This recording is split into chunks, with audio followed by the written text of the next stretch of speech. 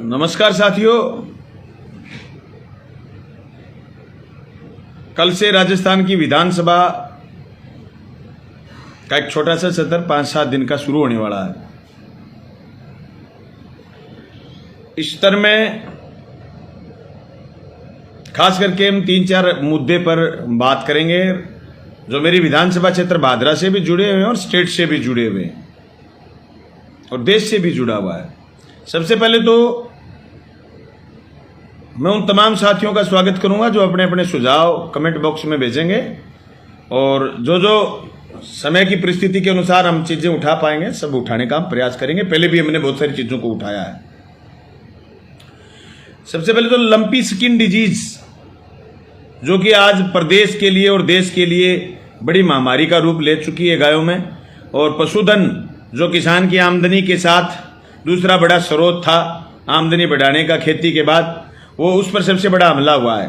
मैं अगर मेरी कॉन्स्टिट्यूंसी की बात करूं तो ऑफ रिकॉर्ड 1000 से ज़्यादा गायें लंपी डिजीज से डेथ उनकी हुई है, और पूरे राजस्थान की बात करूं तो ये लाखों की संख्या में हो सकती है। अगर पूरे देश की बात करें तो बड़ी मात्रा में उत्तरी भारत में इसका नुकसान हुआ है। आज भी लंपी स्किन डिजीज पर कोई वैक्सीन कोई दवाई अभी तक आई नहीं है। हालांकि प्रयास करे हैं, पशुपालन विभाग प्रयास कर रहा है। उस प्रयास में हम मजबूती के साथ आगे बढ़ने का काम कर रहे हैं। आज के दिन अगर मैं मेरी कॉन्स्टिट्यूंसी की बात करूं तो लंपी स्किन डिजीज की 34 गौशाला में एक भी गाय नहीं है जैसा मुझे डॉक्टरों ने बताया है, और कुल मिलाकर के इलाके में 50 गायें नई संक्रमित हैं। लेकिन पुरानी संक्रमित गायों में भारी नुकसान हुआ है। संक्रमण अभी खत्म नहीं हुआ है। पूरे राजस्थान में इसका बहुत भारी नुकसान देखा गया।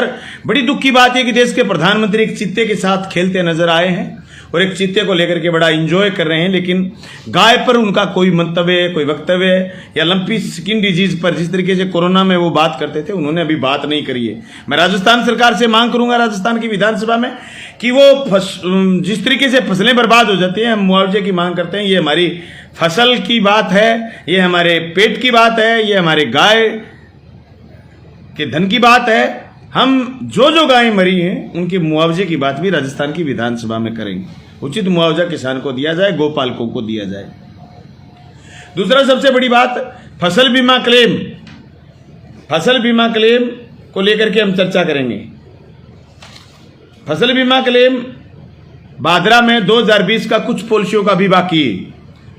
जिस बीमा में बड़ा फ्रॉड हुआ था, मलसीसर और बोजला ग्राम सेवा सहकारी समिति और डुंगराना बैंक में, उसका अभी तक कुछ पॉलिसियों का बाकी है जिसको लेकर के हम विधानसभा में बात रखेंगे। और दूसरा 2021 खरीफ के बीमा को लेकर के भी जोरदार तरीके से हम राजस्थान की विधानसभा में बात रखेंगे। हालांकि मैंने पहले भी कहा था कि जो फ्रॉड हुआ है 2020 की रबी में, ये फ्रॉड वाले लोगों को जब बचाने के लिए कुछ किसान लेकर के आए थे कि इनको माफी दे दो, तो मैंने कहा था मैं माफी देने वाला कौन हूं। ये तहसील के किसान को बड़ा नुकसान देगी ये बात, और ये नुकसान ये हुआ कि बीमा कंपनी को मौका मिला, बीमा कंपनी ने बदमाशी करी और बीमा कंपनी इसको बात यहां तक ले गई कि हम तो बीमा सैटेलाइट से देंगे। किसान भाइयों, नौजवान साथियों, आज अगर हम बात करें तो पिछले दिनों बरसात अच्छी थी, फसलें हरी भरी हो गई थी, खेत हरे भरे थे, लेकिन आज पूरे इलाके की फसल तबाह हो गई। मैं दूसरी बात यह भी कहना चाहता हूं, क्रॉप कटिंग पर कम से कम 10-20 किसान क्रॉप कटिंग पर दस्तखत करें, क्रॉप कटिंग के समय ध्यान रखें और क्रॉप कटिंग को सही ढंग से करवाएं। हमें कोई मतलब नहीं इस बात से कि हमें फ्रॉड करने वाले लोग क्या कर रहे हैं। हमें इस बात से मतलब है कि हम क्रॉप कटिंग सही कराएं, प्लॉट को सही पैमाइश करवाएं। प्लॉट वही जो राजस्व बोर्ड अजमेर ने सुझाया है, उस प्लॉट को तब बदला जाए जब परिस्थिति अलग हो। जैसे मूंग का प्लॉट है, मूंग का प्लॉट राजस्व बोर्ड से आया खसरा नंबर 153 में, वो 153 में मूंग है ही नहीं, तो नेक्स्ट खसरा 159 दिखाया गया है, तो 159 में जाइए। 159 को बीच में छोड़ करके आप सीधा 189 पर नहीं जा सकते। इस तरीके से फसल बीमा के लिए महत्वपूर्ण चीज है क्रॉप कटिंग। क्रॉप कटिंग के लिए किसान साथी और नौजवान साथी इस बात की ध्यान रखें। हर गांव में गुआर का, मूंग का, मोट का, नरमा का, कपास का, ये सारे के सारे बाजरा के जो खेत जिनका क्रॉप कटिंग होनी है, कृषि पर्यवेक्षक और राजस्व विभाग दोनों के संपर्क में रहते हुए इसको पूरा करेंगे। मेरे पास एक गांव से शिकायत आई थी कि साहब एक प्लॉट में बीच में करानी, तो वो सैंपल दोबारा चेक करवाया। रही बात बीमा कंपनी की, बीमा कंपनी के पेट में बड़ा भारी दर्द है। उनका जिस तरीके से 1000 करोड़ रुपए पिछले 6 फसलों के भादरा विधानसभा क्षेत्र में और पूरे के पूरे इलाके में 1,500 करोड़ के करीब रुपए आए, तो उनको पैसे देते हुए बड़ा पेट में दर्द हो रहा है। इसलिए वो तो अपनी जगह अपनी हिफाजत कर रहे हैं, लेकिन हमें अपनी हिफाजत करनी है, हमारी खेती की रक्षा करनी है। इसलिए मैं तो ये बात राजस्थान की विधानसभा में बहुत मजबूती से उठाऊंगा। मंत्री महोदय से भी बात हुई है, बार बार कृषि आयुक्त से भी बात हुई है। उन्होंने ये कहा है कि जैसे तारानगर के किसान और राजगढ़ के किसान लड़े, और उन्होंने ये कहा कि साहब हमारा तो क्रॉप कटिंग से बीमा दिलवाना है। भारत सरकार ने ये कहा कि एक बार आप बीमा ले लो और उसके बाद आंकड़े सार्वजनिक करेंगे। सार्वजनिक आंकड़े करने के बाद आपका जो डिफरेंस आए, उस डिफरेंस को लेकर के किसान लड़ रहे हैं। हमारी भी मांग रहेगी कि क्रॉप कटिंग के आधार पर ही हमें बीमा क्लेम दिलाया जाए। तीसरा, ये साथी बार बार कह रहे हैं ओबीसी आरक्षण को लेकर के। भाई मैंने पिछली विधानसभा में, उससे पिछली और उससे पिछली, पहली विधानसभा से मैंने शुरू करा था कि आरक्षणों का वर्गीकरण सही हो। हमने देखा है कि सामान्य की मेरिट से ऊपर चली गई आरक्षित वर्गों की मेरिट, तो यह वर्गीकरण सही नहीं है।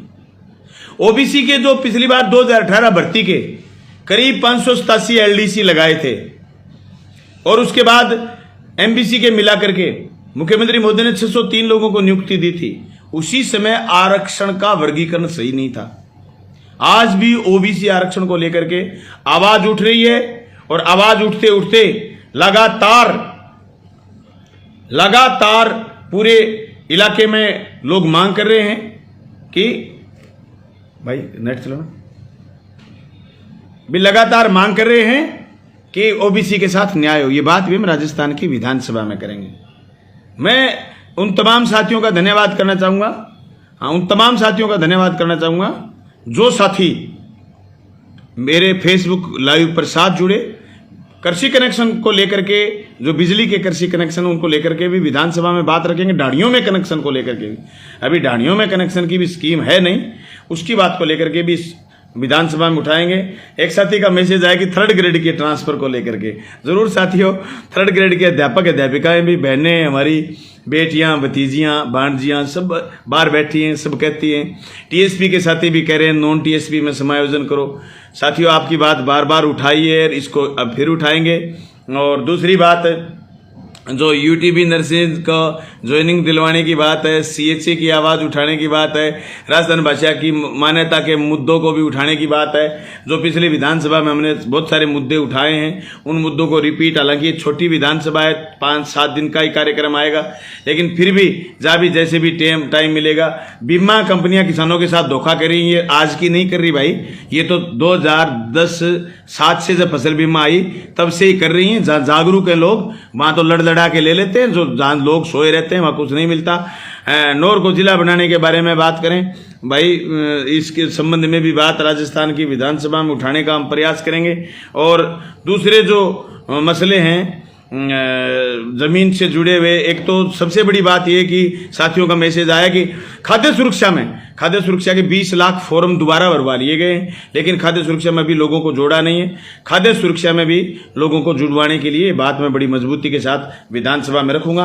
आपने जो सुझाव दिए हैं, एक एक सुझाव को, एएनएम 2013 की भर्ती पहले भी उठाया, इस भर्ती को विधानसभा में अब भी उठाएंगे। साथियों हमने बहुत सारे मसले विधानसभा में उठाए, कंप्लीट हो गए, और जो कंप्लीट नहीं हुए उनको भी उठाने का प्रयास करेंगे। मैट के पैसे, ये बात भी सही है, मैट के पैसे जो अभी तक आए नहीं, 2 साल से मैटों के जो नरेगा में मैट लगे हुए उनके भुगतान करवाने का भी प्रयास करेंगे। ये बात भी विधानसभा में मजबूती के साथ हम उठाएंगे। आपकी एक एक बात हमने नोट करी है। और ये जालोर की घटना पर तो मैं जाके आया हूँ साथियों, और जो छुआछूत मैंने वहाँ महसूस करा है, जो देखा है पाली और जालोर दोनों जगह, ये बात भी राजस्थान की विधानसभा में उठाई जाएगी। एक सभ्य समाज के लिए आज इतना छुआछूत का माहौल कतई बर्दाश्त नहीं हो सकता, और सभ्य समाज को ऐसी चीजें बर्दाश्त करनी भी नहीं। इसलिए इन मुद्दों को लेकर के हम जोरदार बात विधानसभा में उठाएंगे। पूर्व में कंप्यूटर अनुदेशकों की समायोजित करने की मांग भी उठाएं। आप लिख करके भेजें, कई साथियों के ज्ञापन हमें प्राप्त हुए भी हैं। आप जैसे, अरे यार चलो ठीक है, ये तो धन्यवाद कर रहा है। वर्धा पेंशन व विधवा पेंशन जीवित होने पर भी मार दिया गया, पुनः पेंशन का लाभ दे लें। ये सिंगल कहीं मुद्दा हो सकता है। आप जीवित होने का प्रमाण पत्र तहसीलदार से अप्रूव करवा करके बैंक में, उसमें ट्रेजरी में दे दीजिए या तहसीलदार ऑफिस में, एसडी ऑफिस में दे दीजिए, पेंशन शुरू हो जाएगी। ये बड़ी बात है। रीट लेवल 2016 में की वेटिंग निकालने के लिए, बिल्कुल साथियों ये बात भी पहले भी चिट्ठी लिखी है, इसको भी उठाएंगे। आप तमाम साथी जो फेसबुक लाइव से जुड़े, मैं उम्मीद करता हूं कि जो साथी अभी फेसबुक लाइव से जुड़े हैं उन तमाम साथियों का मैं धन्यवाद करना चाहूंगा। और पेयजल को लेकर जल जीवन मिशन में जो काम चल रहा है, जिसकी वजह से लेकर के कहीं डिस्टर्बेंस भी हो सकता है साथियों, क्योंकि जल जीवन मिशन में जो काम चल रहा है उससे डिगियां भी नहीं बन रही हैं, जीएलआर भी साफ हो रहे हैं, जीएलआर बन भी रहे हैं और पाइपलाइन भी डल रही है। गोचर भूमि को आबादी में देने की मांग, तो जल जीवन मिशन को पूरा करने में मदद करिए आप। ये योजना पर सरकार ने बहुत पैसा खर्च करा है। भारत सरकार ने इसमें 45 पैसे दिए हैं और राजस्थान सरकार ने इस पर 55 पैसे खर्च करे हैं। सारी पारदर्शिता के साथ इस काम को करवाने का प्रयास कर रहे हैं। आप लोग भी मदद करें और इसको लेकर के जब काम चल रहा हो, कोई व्यवधान हो, तो उस व्यवधान को इशू बनाने की बजाय इस काम को जल्दी पूरा कैसे कराया जाए, इसमें आप अपने सुझाव भेज सकते हैं। डाणियों में कनेक्शन की बात है तो डाणियों में कनेक्शन जल जीवन मिशन में जो अपनी योजना में अभी पेंडिंग है वो करवाएंगे। बाकी जल जीवन मिशन की जो पहले विधानसभा क्षेत्र के भादरा के जो ऑफिस से जुड़ी हुई डाणियां थी, वो तमाम डाणियां इसमें जोड़ी जा रही है। ये अपनी योजना के जो 6 गांव हैं, इसमें जो कुछ डाणियां हैं, सिंगल 1, 2, 5 डाणियां, इनको भी हम जुड़वाने का प्रयास करेंगे। रोड का बात है, नेठाणा से जमाल रोड लिखा है साथी ने। एक साथी ने ये लिखा है कि भाई ये सड़कें जो अभी तक बनी नहीं, इन सड़कों भी बनाया जाए। इन सड़कों को भी हम मजबूती के साथ बनाएंगे और लाइब्रेरियन की तरह ही पीटीआई का भी ट्रांसफर किया जाए। अच्छा, ट्रांसफर वाली बात भी कई साथियों ने लिखी है। भाई ट्रांसफर काफी हो रहे हैं, 3rd ग्रेड के ट्रांसफर नहीं हो रहे। 3rd ग्रेड के ट्रांसफर करवाने के लिए सरकार से बात करेंगे। ये तमाम